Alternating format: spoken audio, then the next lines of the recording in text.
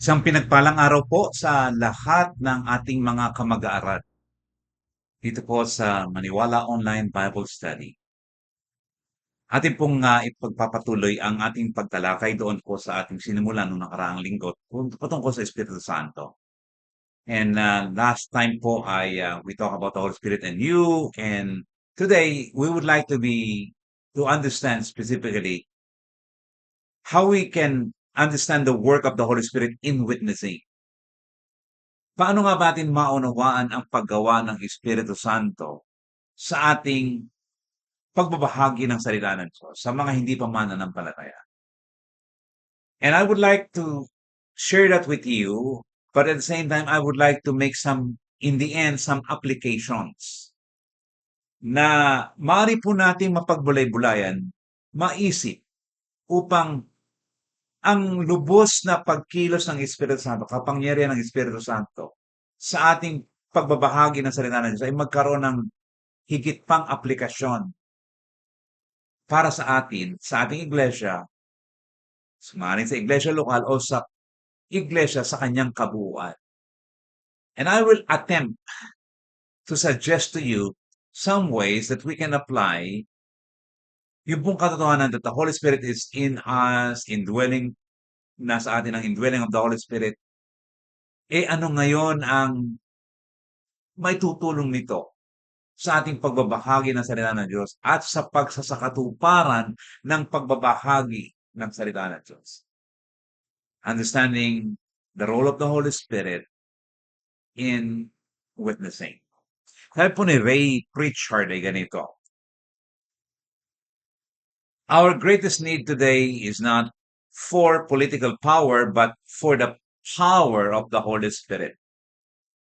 Political power can change leaders, but it cannot change hearts. It can win an election, but it cannot save a life. It can pass righteous laws or repeal unrighteous ones, but it cannot make men righteous. Politics cannot change the way people think because it touches the outside of life.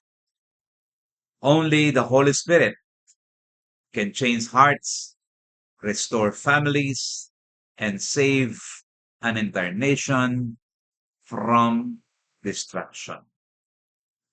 This is Ray Pritchard saying all of these things.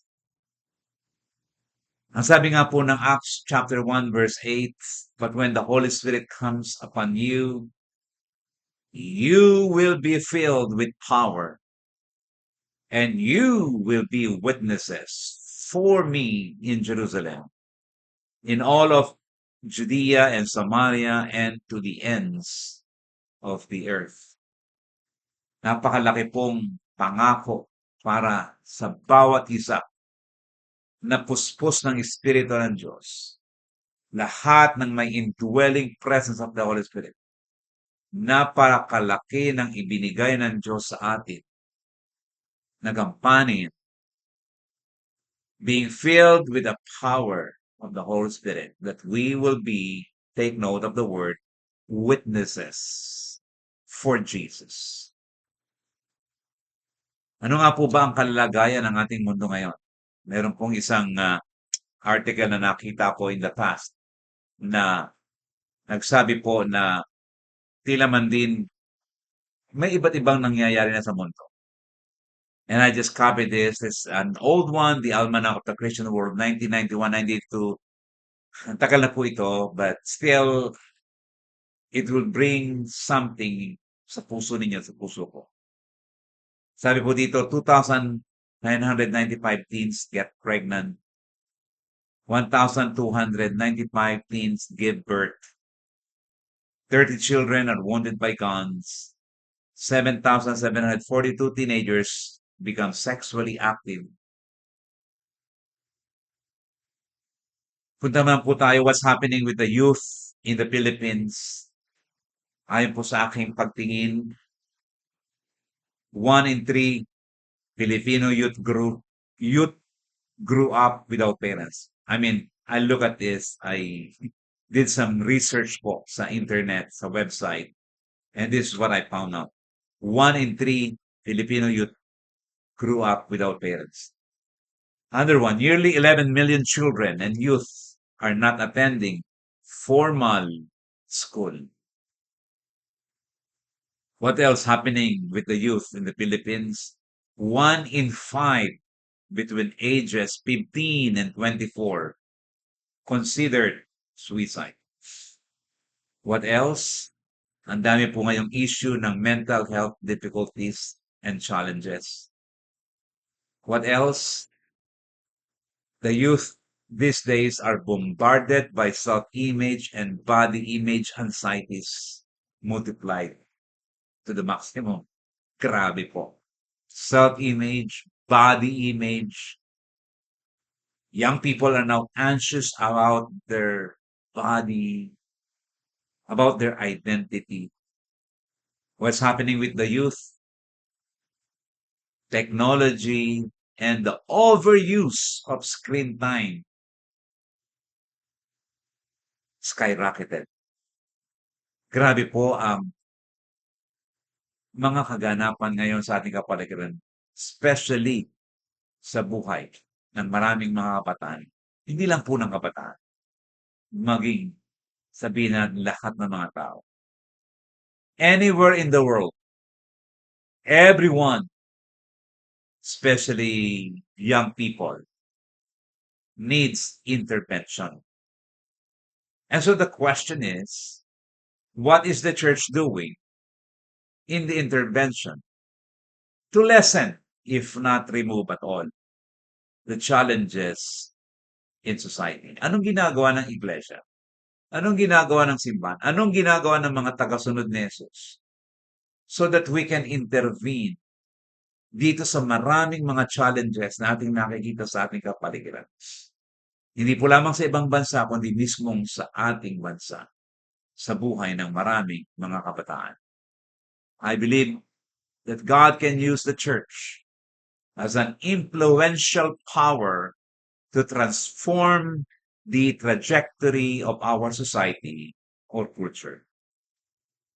Ginagamit at gagamitin at patuloy na gagamitin ng Diyos ang iglesia, ang mga tagasunod niya, bilang isang makapangyarihang impluensya upang mabago ang takbo ng ating lipunan at ng ating kultura. Bilang mga witnesses for Jesus, we have 3 things, mga kapatid. And let me submit this to you. Number 1, as witnesses for Jesus, we have the indwelling presence of the Holy Spirit. We talked about that last time. We emphasized that a lot last time. As witnesses for Jesus, to bring people to Jesus and the hope of Jesus and the hope that is in Jesus, we have the indwelling presence of the Holy Spirit. Number 2, we have the supernatural power of the Holy Spirit. Hindi lamang po presence of the Holy Spirit. What good is it kung merong presence pero walang power? But as witnesses for Jesus, we have the supernatural power of the Holy Spirit. Not only that, pangatlo, we have the confident boldness from the Holy Spirit. And so let me illustrate this to you. And this is yours. Ito po ay ating lahat. Makikita po natin mga kapatid sa umpisa is that the indwelling presence of the Spirit. Nariyan po yung pagtahan ng Espiritu Santo sa buhay natin bilang mga mananampalataya. At pagkatapos niya, makita natin yung pagdating ng supernatural power of the Holy Spirit because of the indwelling presence of the Holy Spirit. Na yung pong supernatural power, yung indwelling presence ng Holy Spirit, yung supernatural power of the Holy Spirit, it will bring and it will yield to the confident boldness from the Spirit. Kaya nariyan po yung cause, nariyan po yung vehicle with the supernatural power, at nariyan po yung result with the confident boldness from the Spirit. We have the cause, the indwelling presence of the Spirit. That's why you can be a witness. na rin yung vehicle, yung gagamitin ng Diyos so that you can be a witness, the supernatural power of the Spirit, not your power, not my power, but the supernatural power of the Spirit. And the result is big, the confident boldness from the Spirit of God. So na rin po yung the cause of witnessing is the indwelling presence of the Holy Spirit. Maliwanag po yun in the book of Acts. The church was on the move because the Holy Spirit was on the move. Sapagat ang Espiritu Santo ay laging kumikilos, ang iglesia ay laging kumikilos. The church was on the move because the Holy Spirit was on the move. Alam po ba nyo na sa New International Version, binanggit po yung Holy Spirit 96 times in the entire Bible, Genesis to Revelation. 42 times in the book of Acts, binanggit po yung Holy Spirit. Just in the book of Acts, 42 times. Almost one half, kasi 96 nga po sa NIV translation. 96 times in the entire Bible, 42 times in the book of Acts. Almost one half, binanggit po ang Holy Spirit because the church was on the move. The church was on the move. The Holy Spirit was on the move. Now, nakita po natin yung cause, yung kadahilanan ng pag-witness. It is because of the indwelling presence of the Holy Spirit. Secondly, nakita po natin yung the vehicle of witnessing is the supernatural power of the Holy Spirit. Yun po yung vehikulo. Yun po yung sasakyan natin. Yan po yung ating pagbabatayan. Sabi nga po ng Acts 4:31 ay ganito. After they prayed, the place where they were meeting was shaken. And they were all filled with the Holy Spirit and spoke the word of God boldly. Nakita po natin because of the indwelling presence of the Holy Spirit, nagkaroon ang mga tao, ang mga tagasunod ni Jesus ng kapangyarihan sapagkat sila ay puspos ng Espiritu ng Diyos. Nagkaroon sila ng kapangyarihan at kakayanan to speak the word of God boldly.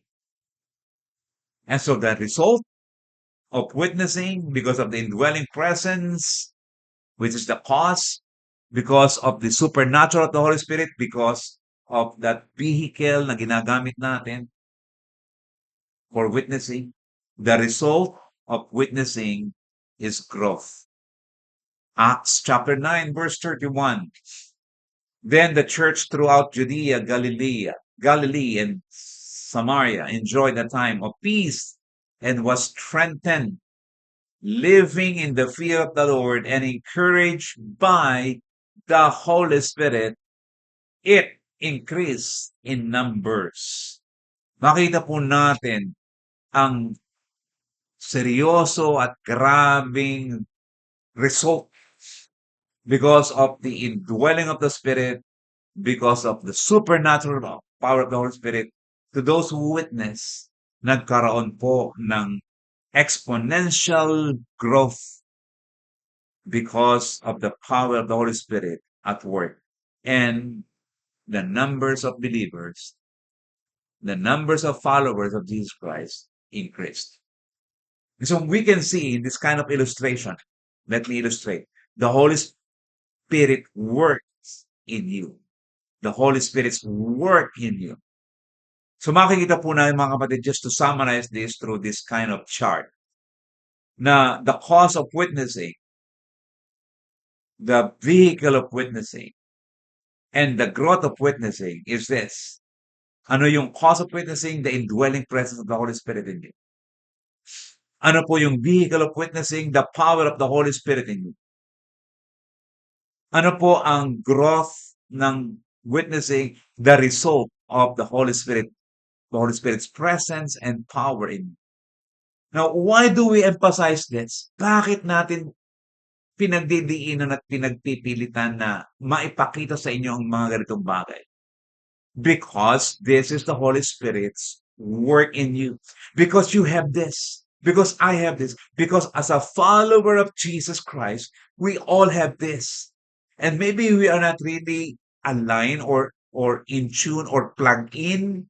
Kaya nga po, patuloy nating binibigyan ng diin yung indwelling presence of the Holy Spirit, especially how it relates to our witnessing. Kinakailangan lagi natin itong napapagbulay-bulayan. Dapat lagi natin itong nasa sa isip na meron tayong indwelling presence of the Holy Spirit, which is the cause of our witnessing, na nasa atin ang power of the Holy Spirit, which is the vehicle of witnessing, na nasa atin yung result of the Holy Spirit's presence and power. That's why there's growth sa ating witnessing. At sana maggamit na nito at manalaytay ito, sumilid ito sa ating mga puso upang magkaroon ito ng patuloy na pagdaloy at kapangyarihan sa ating buhay. Because this is ours. And this is the truth. Meron po tayong confident boldness. And confident boldness in witnessing is not your guts. It is not your willpower. Kaya meron tayong confident boldness, mga kapatid. Number one, confident boldness comes from knowing that it is the work of the Spirit to convict people of their sins. Yan ang ating confident boldness. Pangalawa, confident boldness comes from the promise that Jesus will be with you. Every time you share the good news, the hope Jesus gives, nariyan yung confident boldness. The promise that Jesus will be with you. Nariyan din po ang confident boldness. Not coming from your guts or willpower, but confident boldness comes from knowing that God's word will accomplish its purpose in people's hearts. Alam mo na kapag ang salita ng Diyos ay pinapangaral, itinuturo at ibinabahagi, God's word will accomplish its purpose. That's our confident boldness. And lastly, confident boldness comes from knowing that God wants everyone to be saved and desires everyone to repent. Ang ating kapanatagan at kalakasan ng loob ay nanggagaling sa katotohanan nais ng Diyos na ang lahat ay maligtas at ninanais ng Diyos na ang lahat ay magsipagsisi. That's what confident boldness is all about. Hindi po lamang itong guts mo, yung kaya mo, yung kakayanan mo at kakayanan ko. Hindi po yun. Hindi po yun ang gagawa so that we can witness, oh magaling ka, oh matalino ka, oh may guts ka, oh magaling kang magsalita. Confident boldness is not your guts. It's not your willpower. Confident boldness comes from God and from the promises of God. Meron pong nilikha na larawan, the chart din po, si June Benzer. Ang sabi niya, ito ang larawan ng isang dinisipulong bansa. And I find this very interesting. That's why I am sharing this with you. Na ang larawan ng isang bansa na disipulo ay ganito. Ang sabi niya, nakakaranas siya, ang isang bansa na dinisipulo ay nakakaranas ng economic sufficiency. I think he gave the verse from Isaiah chapter 9, verse 3. The harvest will be plentiful. Magkakaroon ng social peace. Magkakaroon ng public justice. Magkakaroon ng national righteousness. At ito po yung kinuha niya rin sa Isaiah chapter 9, verses 6 and 7. Sapagkat naniniwala po siya, mga kapatid, na ang sanlibutan ay maaaring mapuno ng tinatawag na karunungan ng Diyos. That the earth will be filled with, the earth will be full of the knowledge of the Lord. And as the water covers the sea. Chapter 11, verse 9. And so, naniniwala po si June Benzer na ang isang larawan ng tunay na disipulo, isang bansa na disipulo, ay nagkakaroon ng economic sufficiency, social peace, public justice, national righteousness, based on Isaiah 9:3, Isaiah 11, Isaiah 9:6 and 7, and Isaiah 11:9. At makikita po nyo dito na yung discipled nation sa chart, makikita po natin doon at the center is the Christian influence. Because we are indwelt, we have the indwelling of the Holy Spirit. Sapagkat naninirahan sa atin ang Espiritu ng Diyos. At dahilan dito, we can witness.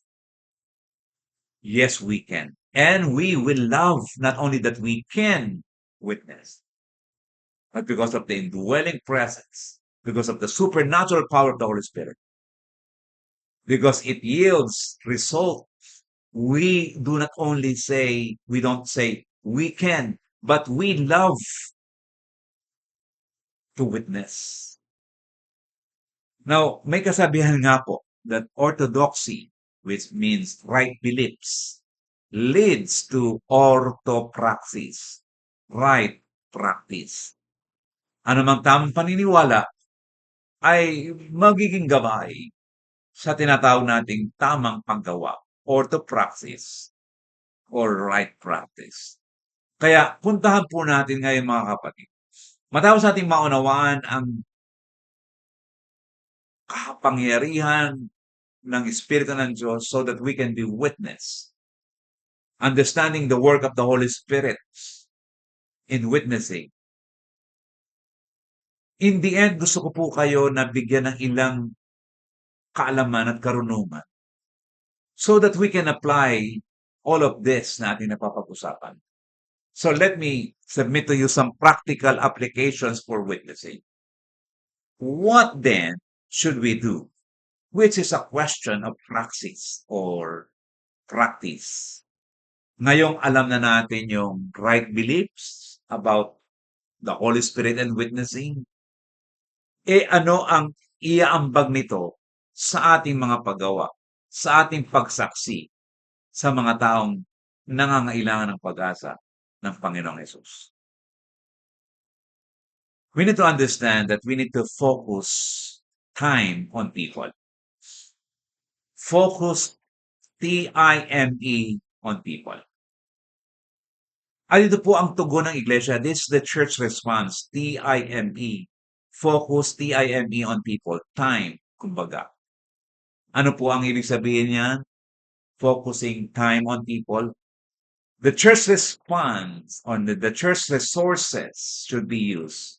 Ano yon? Time, investment, money, and energy. Kinakailangan lahat pong ito, itong apat na ito, yung ating time bilang iglesia, bilang simbahan, yung ating investment na ginagawa, kung ano man po ang investment na ating ginagawa, so that we can use the resource of the church. Kinakailangan nakapokus po lahat ito sa tao.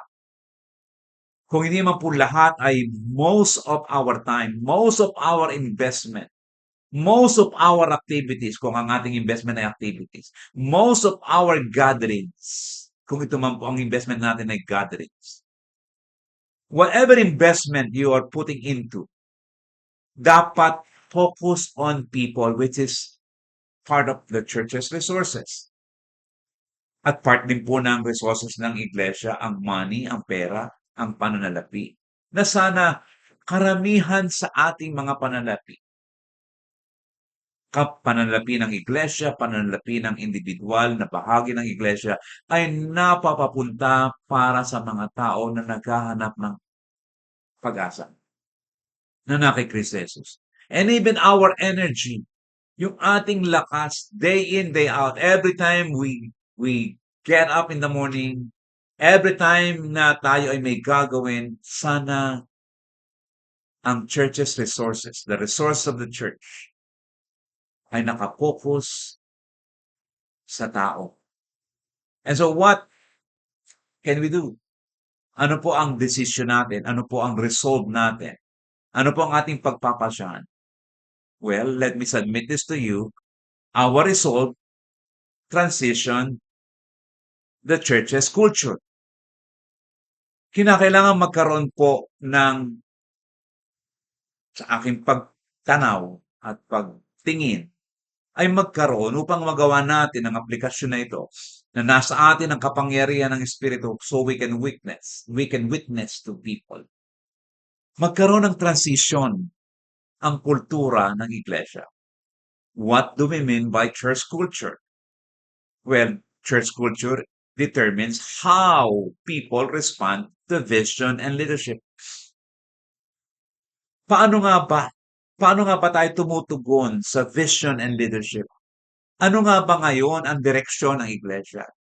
Saan nga ba na tutuon malimit ang ating oras, ang ating investment, ang ating money, ang ating energy? Saan? Paano tayo tumutugon? Anong ating ginagawa para sa ating vision, para sa ating layunin, para sa mga taong wala pa na pag-asa kay Kristo at naghahanap ng tunay na kahulugan ng buhay. Church culture will determine how people respond to vision and leadership. Hindi lang po yun. Church culture, it is the atmosphere in which the church functions. Paano nga ba gumagawa ang iglesia? Paano nga ba kumikilos ang iglesia ngayon? What is the atmosphere of the local church? Or the church in general? Ano nga ba ang heartbeat ng iglesia ngayon? Ng inyong local church? Ng inyong local church? O ng inyong grupo as a whole? The church as a whole? What is the atmosphere? What is the main function? Saan nagugugol ang maraming oras, ang maraming investment natin, ang maraming kung ang investment man na ating inilalaan ay sabi ko nga po, it could be gathering, it could be activities, whatever. Saan natutuon ang maraming pera natin? Saan natutuon ang maraming energy ng church? Church culture, it is the atmosphere in which the church functions. Sabi nga po ni Samuel R. Chant, the strongest force in an organization is not vision or strategy. It is the culture which holds all other components. Ano nga ba ang kultura na inyong pinalalaganap at pinasisikat o minamanifest sa local church? Anong kultura mayroon ng iglesia? Ang inyong local church or the church as a whole? And let me suggest this to the local church and to the church in general. Number one, I think we need to transition. We need to transition the culture. I like the word transitioning kasi napaka-subtle ng dating. Ayokong gamitin yung salitang change the culture. Masyado yatang napaka-emphatic, parang masyadong mabagsik, change the culture. Let me use the word transition. Unti-unting pagbabago, transition the culture. And what do we need to transition? Let me give this to you, mga kapatid. So that we can be an effective witness of Jesus Christ by the power of the Holy Spirit. We need to transition from encouraging one another, which is mostly believers only, to serving unbelievers also. Napakahalaga po mga kapatid na transition na dapat gawin ng isang individual, ng isang local church, or ng church as a whole. That we need to transition from encouraging one another, which is kuminsan yun ang ating investment. Let us see one another more often. Magpalakasan tayo ng loob, which is not wrong. Pero bakit parang tayo na lamang lagi ang nagpapalakasan ng loob samantalang ang dami pa na nangangailangan ng lakas ng loob na hindi pa natin kasama? Bakit tayo na lang ang laging nagpapaalalahanan ng pag-asa na mayroon tayo? Samantalang ang dami pa na hindi nakakaunawa na mayroong pag-asa kay Jesus.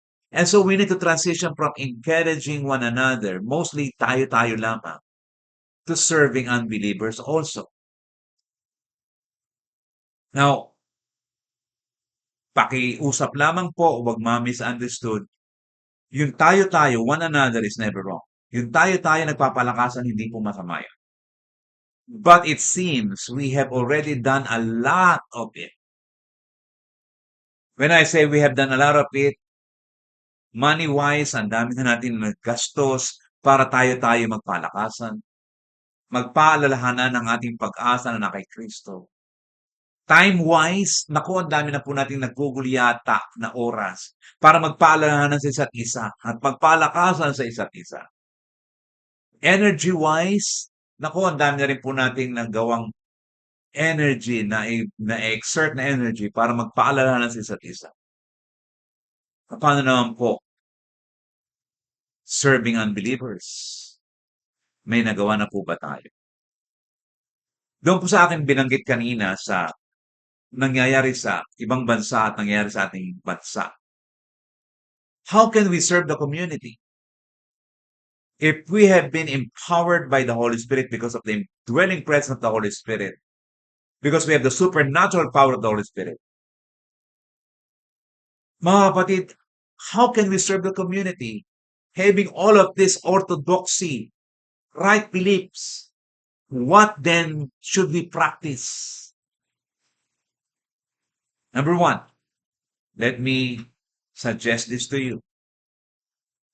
Nabanggit po natin kanina yung teenage pregnancy. To address teenage pregnancy in the community, God's people may hold a free seminar on sexuality and Bible in coordination with the barangay or on a larger scale in coordination with the municipal or city mayor. Bakit hindi itong gawin ng iglesia? Bakit titingnan lang natin lagi yung statistics ng teenage pregnancy sa ating community? Well, in fact, we have the Holy Spirit in us. We have the power of the Holy Spirit in us, working in us. And we can give people something na solid by helping teenage pregnancy in the community, by teaching them, of course, the Word of God, specifically sexuality and the Bible, so that hindi magkakaroon ng maraming mga teenage pregnancy sa ating lipunan, sa ating komunidad, sa ating ginagalawang mundo. Let me tell you another one. To address substance addiction or any form of addiction. At alam po natin kung ano-anong klaseng mga form of addiction meron ang ating lipunan. God's people may provide a mental health forum as a way of intervention either at the barangay level or citywide level. Bakit hindi ang iglesia na puspos ng Espiritu Santo ay ipaunawa ang patungkol sa tamang pananaw ng buhay? Mabigyan sila ng tamang pagtingin sa buhay sa pamamagitan ng palatuntunan at panuntunan ng Biblia. Na merong another way to live and not to live doon sa tinatawag nating substance addiction. At kung meron man silang pinaghuhugutan kung bakit sila nagkaroon ng ganitong engagement sa anumang uri ng addiction, maybe we can let them see from the scripture and how they can be free from all this kind of addiction. Because we have the power of the Holy Spirit, the indwelling presence, to speak to them and to give them an option. Walang iba kundi ang ating Panginoon Diyos. Because there is another way to live other than addiction. And that is to live for Jesus. Ano pa po ang pwede natin ibigay na halimbawa? Well, to address parenting problems or domestic issues, awayan sa pamilya. God's people, the church, may provide or sponsor a family forum as an intervention. Ipakita natin ang salita ng Diyos. kung anong pamilya, either at the barangay level or citywide level. At magagawa po ito ng iglesia sa pamamagitan ng kanilang pagta-transition ng kanilang culture. Ano po yung culture na yon? Yun yung atmosphere on how the church will function. Na dito magugugol higit yung TIME, yung ating time, investment, money, and energy. So that hindi lang natin titingnan ng statistics ng parenting problems, domestic issues, teenage pregnancy, societal, mga nagsusuicide. Hindi lang natin titingnan, ay, naku, grabe na nangyayari. But we are responding as a church because of the indwelling presence of the Holy Spirit, because of the supernatural power of the Holy Spirit, because of the presence and power which brings result sa pagdami ng magiging tagasunod ni Jesus. Mga kapatid, we can go on with many examples. Nagbigay lang po ako ng ilang halimbawa. The idea is clear. The church must change the culture of merely serving one another by serving the community as well. Kinakailangan lumampas ang tingin natin, hindi lamang po mga kapatid, sa loob ng mga kapatiran, kundi maging sa labas, outside the wall of the church. And this requires transitioning sa tinatawag nating culture of the church. The way we function as a church. The way yung atmosphere ng church ay nangyayari lagi na. Naloon na lang lagi natututo kasi yun ang kultura natin. We need to transition the culture of the church. Serving one another lamang lagi. And to transition to serving the unbelievers and the community. Pangalawa pong transition na magagawa natin, transitioning the culture, is this, transitioning from merely empowering or educating to actual witnessing. Kasi napakarami po nating empowerment activities or seminars or commitment. Empowering, educating. Pero yung actual, tila po nagiging kakaunti. The church today has all kinds of inspirational meetings. Yung pupunta ka tapos may inspire ka. Ang dami po nating educational mentoring, which is not at all incorrect. Hindi ko sinasabing mali. Kailangan natin yun. We need to update ourselves sa mga bagay-bagay na dapat nating maunawaan. Pero parang doon na lang natutuon yata. Minsan, ang TIME ng church. Yung time, investment, money, and energy.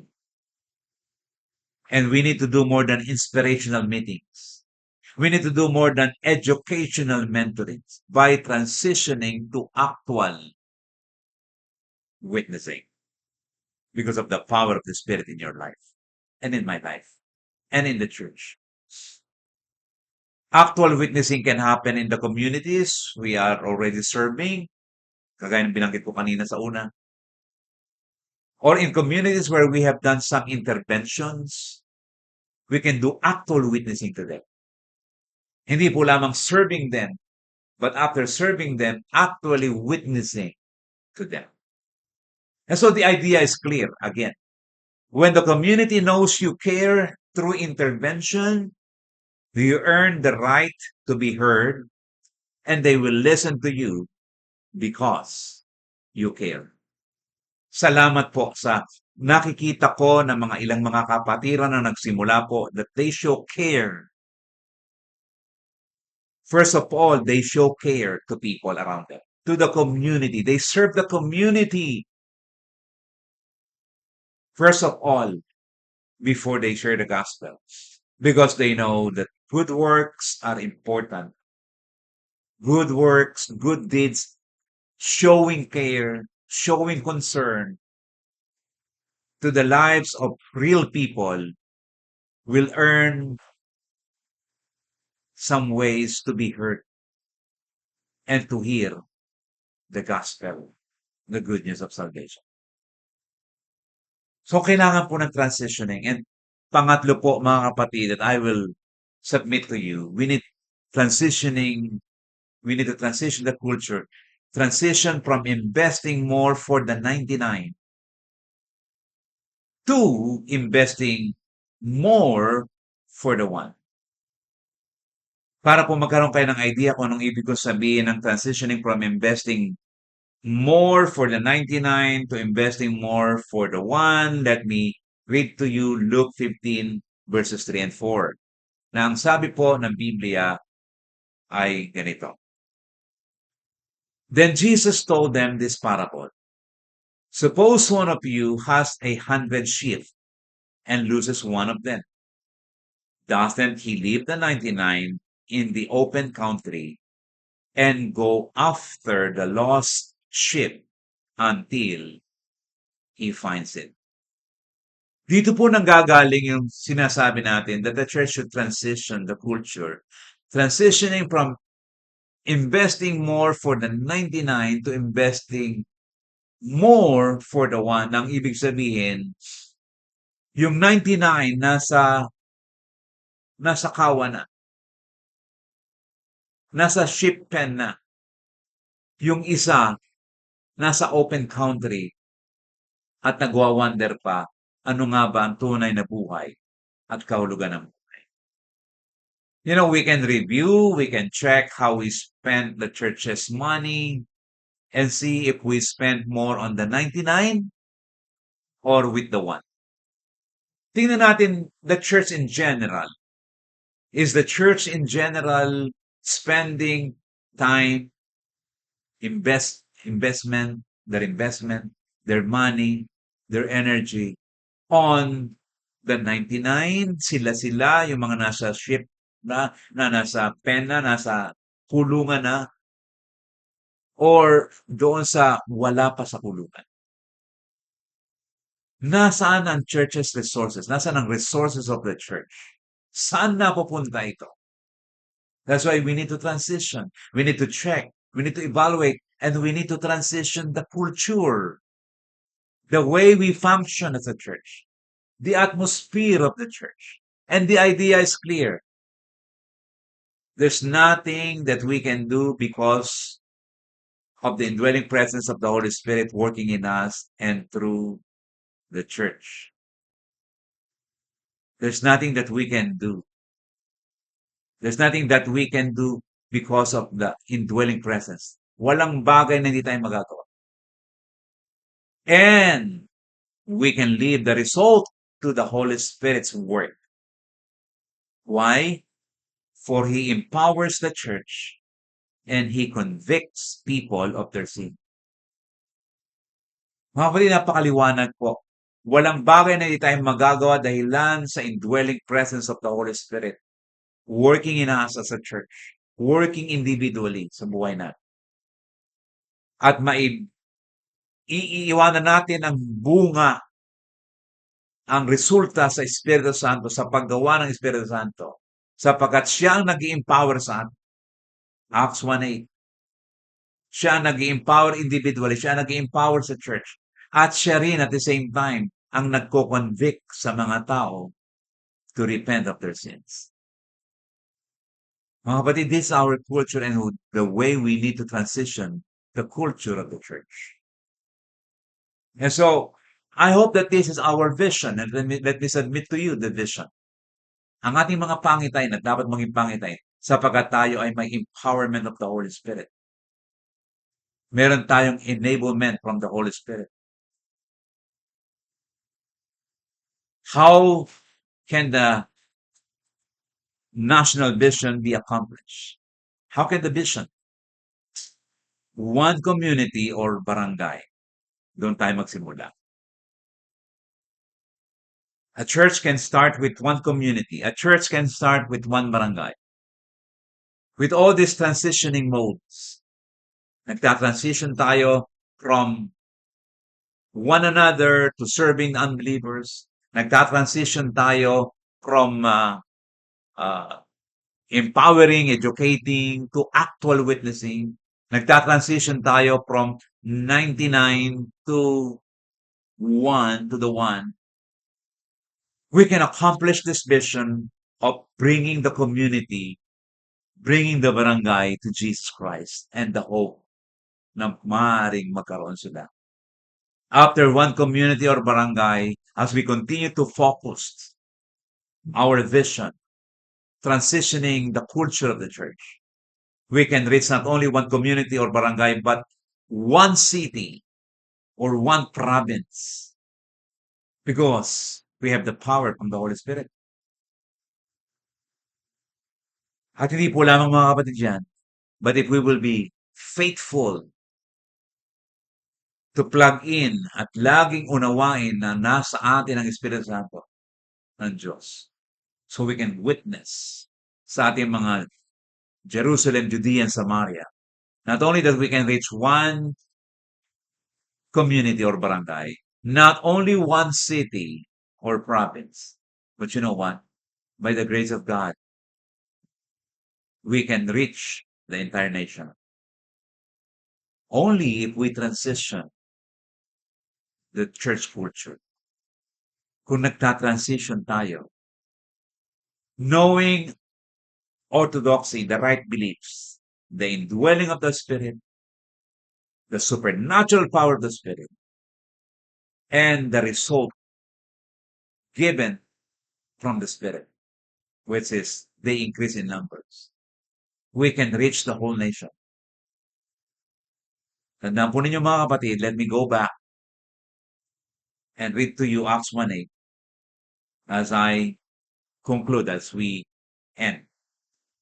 Acts 1:8, but when the Holy Spirit comes upon you, you will be filled with power and you will be witnesses for me, meaning for Jesus, in Jerusalem, in all of Judea and Samaria, and to the ends of the earth. Mga kapatid, by the power of the Holy Spirit, understanding the work of the Holy Spirit, plus not only right beliefs, but right practice, orthodoxy and orthopraxis, we can do it. And we have the privilege and the freedom and the love to do it. Maraming salamat po mga kapatid sa bawat isa sa inyo sa patuloy po ninyong pakikipag-aralan at pag-attempt na maunawaan po ang salita ng Diyos. Hindi lamang po maunawaan kasi kung walang aplikasyon, baka hindi rin po maging kapaki-pakinabang ang ating pag-aaral. Kaya marami pong salamat sa patuloy niyong matyaga na pakikipag-aralan ng salita ng Diyos. Nagbibigay pong patuloy ng papuri sa Diyos na makapangyarihan sa lahat. At nagpapasalamat po sa iyo na kamag-aaral po. Hanggang sa muli, Jonathan Aureliasa.